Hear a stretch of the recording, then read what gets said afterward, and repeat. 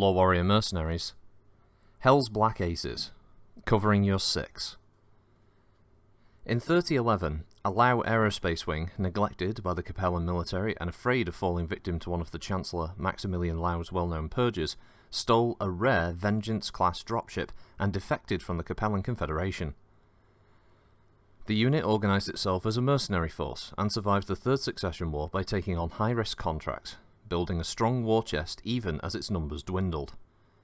Recruiting only partially made up for the unit's lost personnel, however, because the wing demanded veteran expertise in its recruits and preferred to hire only Capellans. Toward the end of the Third Succession War, the air command was subcontracted by the Filthy Lucre Mercenary Regiment. In the midst of an intense dogfight taking place within Dromonai 6's asteroid belt, known as Hell's Black Acre, the Filthy Lucre abandoned its aerospace support, including its own fighters, and fled with all dropships and jumpships back to Lyran space. The Kurita aerospace commander, citing the lack of any possible reinforcement or retreat, demanded the immediate surrender of the mercenary fighters, prompting one young mercenary pilot to answer, "Nuts!" The Kurita officer accepted the defiant reply as a challenge, and in the spirit of Bushido, offered the mercenaries safe passage to Galatea if the brash pilot could defeat him in single combat. For 15 minutes, the two fighters scrambled around one another before the mercenary pilot finally managed to cripple the Combine fighter. The young mercenary later talked the Combine officer out of seppuku, the ritual suicide, in favour of regaining face by punishing the Filthy Lucre unit that had fled. Thus, the Kurita officer and his DCMS aerospace company joined the newly christened Hell's Black Aces. In 3031, the Aces finally avenged their betrayal. Operating without contract, the unit travelled into Lyran space and set an ambush for the Filthy Lucre at its garrison base of Bolin. As the Filthy Lucre dropships detached from their Lyran jumpship transport above the world, the Aces warned the Lyrans to stay out of the fight. After a brief moment, the Lyrans abandoned the Filthy Lucre, leaving them without any fighter support. The Aces then proceeded to destroy every one of the Lucre's battlemech carrying dropships in space and reclaimed the old Lao vengeance. Command. Winning a command position in the Aces is a grueling affair. The top candidates are often chosen according to their current rank and total kills and a set of strategic and tactical tests. Officer candidates are then put through an intense battery of simulator and live exercises designed to prove which of them is indeed the best.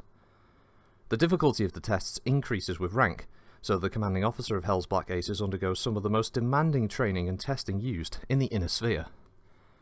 The Aces do not mind giving up strategic command rights, but rarely surrender tactical command.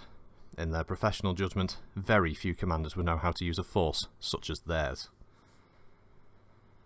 Technical and transportation support. The Aces spare no expense when it comes to maintaining their fighters and enjoy 100% technical support. Their techs can replace and maintain Clantech weaponry and systems, but are unable to repair them. While operating under a subcontract with the Blue Star Irregulars, the Aces recently captured a Jade Falcon warship and a Titan-class dropship. As their share of salvage and Aces claim the Titan, which they've renamed Lucifer's Deck, the Aces also own now a Leopard CV and an old Vengeance-class dropship. Currently they're trying to acquire a jumpship. Available forces and organisation. The Aces have assembled a remarkably large and successful aerospace fighter contingent. They employ intense training practices and a grueling test of skill for potential recruits, who must be of veteran quality to be considered for membership in the unit.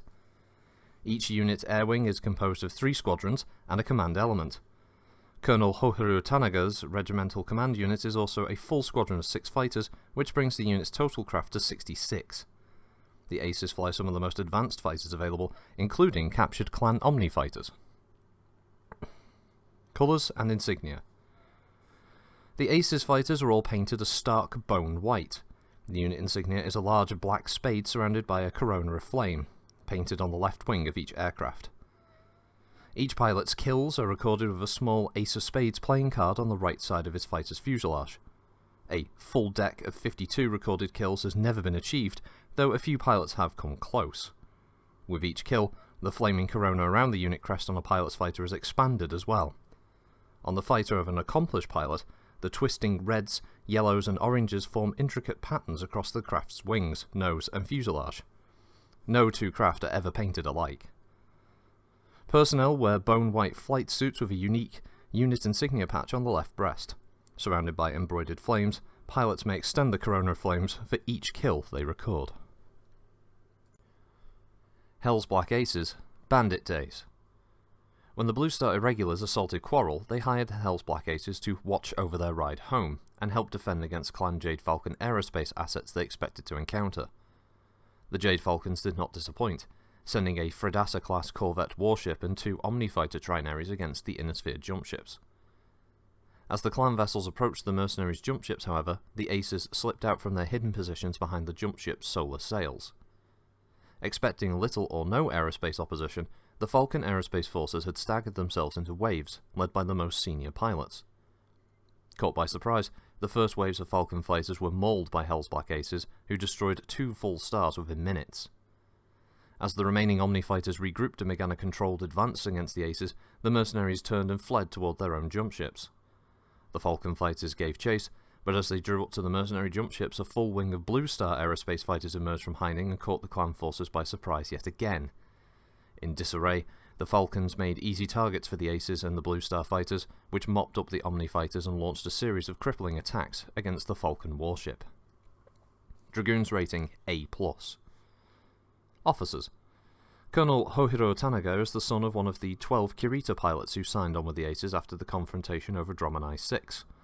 With 38 kills to his record, his designation flames reach toward the rear fuselage of his fighter, the Red Angel. Major Win Sung is known for her daring head-on passes, which more often than not leave an enemy aircraft in ruins, and our own with barely a scratch. Tactics. The Aces most often fight at air-wing strength and frequently perform 3 separate missions at a time. Only in rare cases such as the Blue Star Irregular subcontract is full regimental support required. The 1st and 2nd wings are most at home in the null gravity of space, though 1st wing still practices quite a bit in such specialised environments as asteroid fields or around small moons. 3rd wing prefers atmosphere combat and specialises in nape of the earth flying. Hell's Black Aces, Regiment Elite Reliable, CO Colonel Hohiro Great Worm Tanaga, XO Lieutenant Colonel Andrea Cat's Eyes Macchiani, 1st Wing Major Win Lady Doom Sung, 2nd Wing Major Jason Daemon Wingate, 3rd Wing Major Kerin Tsunami Osakana. The elite pilots of the Black Aces fly heavily upgraded older models. 1st Wing boasts a full squadron of captured clan Omni-Fighters and 2 Falcon Bondsman pilots, and all regular fighters in the unit feature at least 1 Clan-Tech weapon, often the fighter's primary. Wolf's Dragoons rates the commander about 60% upgraded. The unit's command squadron is composed of 6 heavy fighters. 1st Wing also relies on heavier craft, while 2nd and 3rd Wing use a mix of light, medium, and heavy fighters.